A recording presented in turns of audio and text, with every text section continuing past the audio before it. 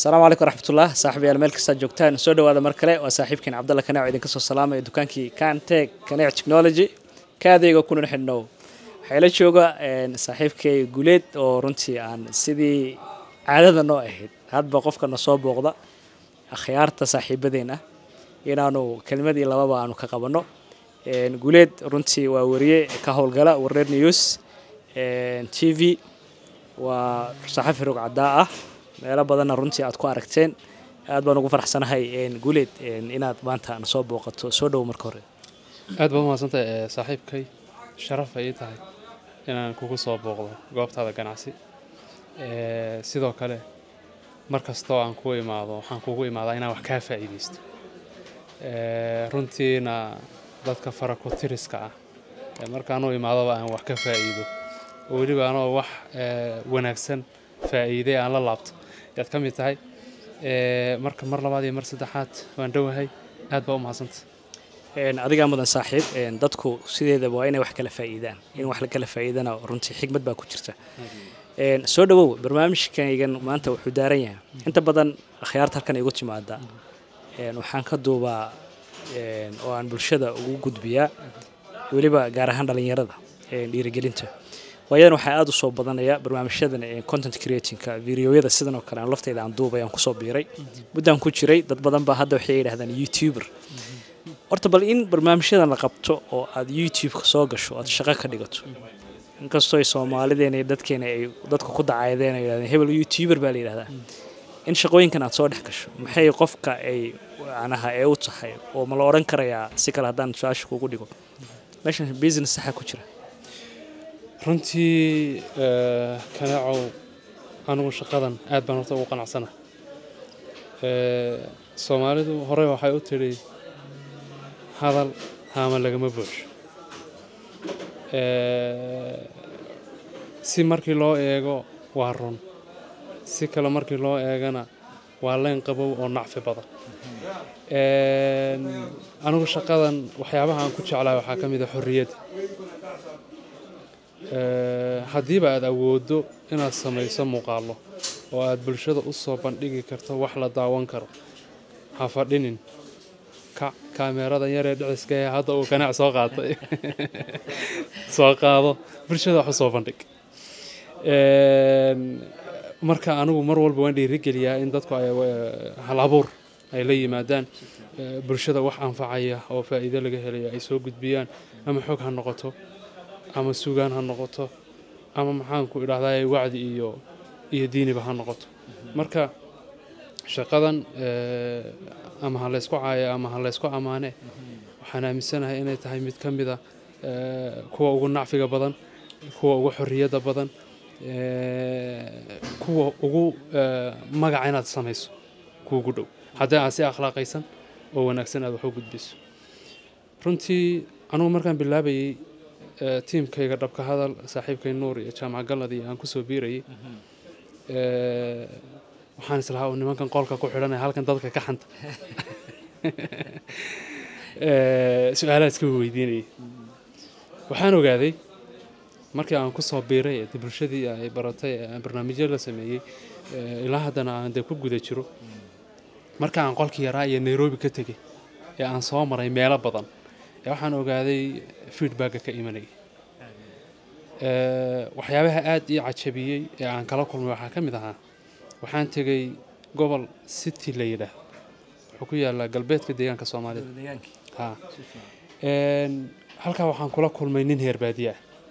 ninka heer baadiye wuxuu wataa awr qorigiisa keega maxaan ku idhaahdaa golxabtiisii oo dadkan ciisuhu ay inta badan qaataan waa nin awr geedi ah reer geedi ah wada waan istaajinay si aan u wareysano oo aan xaaladda u weydiino barnaamijkan meesha ka sameeynay wuxuu yiri waa ninkan idaacada ka daawan jiray waa nin heer baadiye ah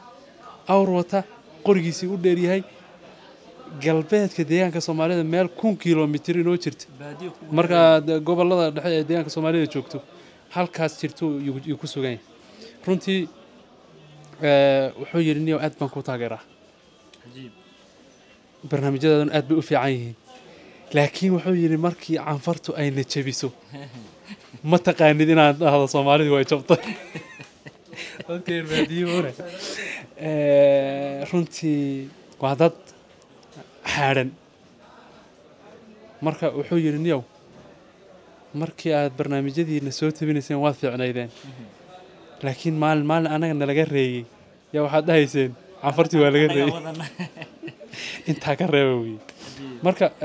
dee runtii annaga waxaan u badheernay maynan ahayn laakiin xogta naloo soo gudbinayaan mar walba yaan gudbinaynay haddana xataa haddaad og tahay in dee jab uu Soomaalida soo gaadhay dagaal cadow lagula jiro oo qowmiyad kale inagula jirtana lagu jiro yacni inaad soo bandhigto aad warbaahinta ku tidhaahdo waad ka leexleexanaysaa ninkaas cajiib buu ahaa waxyaabaha kale aan soo arkay waxaa ka mid ahayd aan ka faa'iiday marka dhanka wanaagsan laga fiirinayo garowe oona weligay tegin baan tegey qorshahaygu wuxuu ahaa inaan maalin ama laba aan joogo si aan tigirka diyaaradda intaan ka goosanayo aan u sugo waxaa dhacday inay 13 maalmood igu qaadatay in meeshii laygu hayo kolba meel tag kol halkan tag kol halkan ka soo wareega casuumaadii asxaabtii aad meesha kula kulantay wadada weligaa arag laakiin aad wanaag aad ka samaysay shaashadan yarta horteeda muraayadan yarta horteeda aad ku kasbanayso waxaan tagay meesha la Laascaanood banaankeeda layga hor imaaday waxaan tagay Jigjiga iyo Goday iyo meelo badan sidaas oo kale marka kolba waxa horta ku beerato waa sidii tacabka beeraha oo kale yaad kaamirada ka helaysaa macnaha waxaan ka fahmay guuleedo qofka wax wanaagsan la yimaada dadka hortooda inaad sumcad iyo magac aad ka kasbanaysid sidaas baan u fahmay aad iyo aad haddii aad dadka ku dhibto adigana waa lagu dhibay waxaan doonayaa marka inaan bal dhalinyarada iyo dadkana daabanaya ee jecel inay barnaamijyadan ku soo biiraan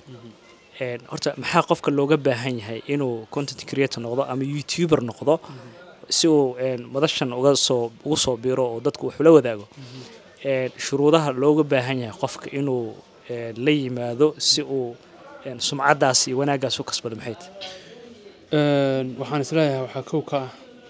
inaad noqoto qof madax bannaan marka laga yimaado hal abuurka dee ilaahay qof walba ingeliyey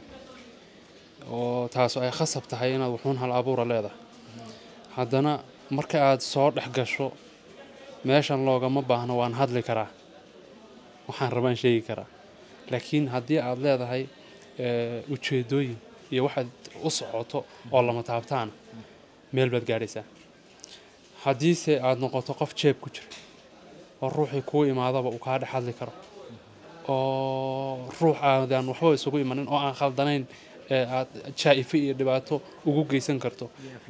iyo aflagaada credit-kaaga uu lumayaa meesha aad joogto kursiga aad joogto ma dhaafaysid laakiin haddii ay jirto waxaad ilaaliso oo dan guud ah haddii ay jirto in aadan xaqiiqada ka gabanin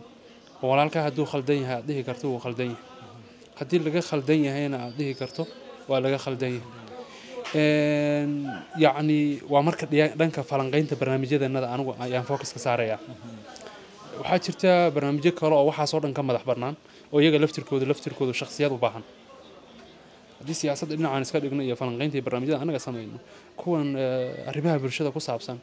iyo qaabkaad usoo tabinaysa laftirkoodu waxay u baahan tahay waxyaaba akhlaaqiyad wax ilaaliya in la ilaaliyo tusaale ahaan oo kale haddii deegaankaad booqataba sawir khaldan aad ka gudbiso aad mooryaan iyo balaayo iyo qarax iyo wax isdaba orday iyo tuuga iyo heer hebel ka sheekayso meel ma gaadhaysid laakiin taa beddelkeeda magaalada yar aad booqatay haddii aad wax soo saarkeeda waxa ay caanka ku tahay say bulshada usoo dhaweyso taariikhdeeda xilliga la aasaasay sida xaalkeedu maanta yahay dhanka horumarka iyo wanaagga aad ka fiiriso iyadana laftirkeedu dee meel jaagooni ay ku dhaqaajinaysaa marka runtii kanacow waxaan isleeyahay ruux kasta oo awooda inuu wax sameeyo bulshadu way u baahan tahay ha ku soo biiro hana sameeyo inta badan ha la ilaaliyo akhlaaqiyaadka ha la ilaaliyo qof inaadan ku xadgudbin ha la ilaaliyo inaadan qof iyo shakhsi iyo bulsho toona aadan ku dhex xadgudbin sidaasoy tahayna aadan ka leexanin xaqa oo bulsho dhan oo khaldan haddaad u timaado aad dhihi karto waa khaldantiin marka inahaasaan ayaan jeclahay inaan ku dhiirigeliyo adigana waan kugu soo dhaweynayaa laakiin waxaan jeclaan lahaa bal inaad noo sheegto maxaan ku idhaahdaa youtuber baa tahay ma facebooker baa tahay ma abwaan baa tahay ma maxaan ku idhaahdaa weriyaa tahay ma ganacsadaa tahay waa fara badan tahay intaasoo wejiba waan kugu aqaanaa ya markaas waxay dooni baa noqoto nagu soo biir wax badanna waa kaa rajaynaynaa intaasoo jiha oo hadda aan ka hadlayno waan aaminsanahay inaad wax ka gasho marka way kuu baahan tahay meeshani kaamero hor lahna waad igu soo kordhisay aan magac u bixiyay anigu aad iyo aad baad umahadsan tahay guuleed taladaada iyo fikradaada iyo runtii iyo barnaamijkaaga iyo xogtaadaba haddii allah wada ogolaa dadka waxaan rajaynaynaa wax badan ka korsan doonaan aniguna bulshada kulley kaalinta aan kaga jiro weli meel lama goosan laakiin waxaan jeclahay qof kasta meesha uu jeclaysto inuu igu soo hagaagi doono hadday ganacsi timaado iyo dukaankii kombiyuutarada elektroniga inuu qofka yidhahdo welcome hadday barnaamijyada iyo wacyigelinta weliba aan aada u jeclahayna runtii inaan iyo barnaamijyada bulshada wax ku ool kugu aan aada uga qayb qalanay inaan iyagana kaalinteeda ka qaato si lamida sidaasoo kale dad badan baa waxay yidhahdaan qorayaashii wariyayaashii aad baad ugu dhex milan tahay oo keebaad marka midna miihi miskiinkaa yar baan ahay sida dabciga ah qofka bini'aadanka wuxuu isaga samaysay waxbuuna jecelyahay aniga markaan marbaa fiicnaan lahay inaan barnaamij ka wada sameyno taas anigu waxaan ahay dadka naajarka macnaha dabciga u leh u abuuranba qaabkan wariyanimada ah goos weyn baa kaaga bannaan meeshaas soo dhawow thank you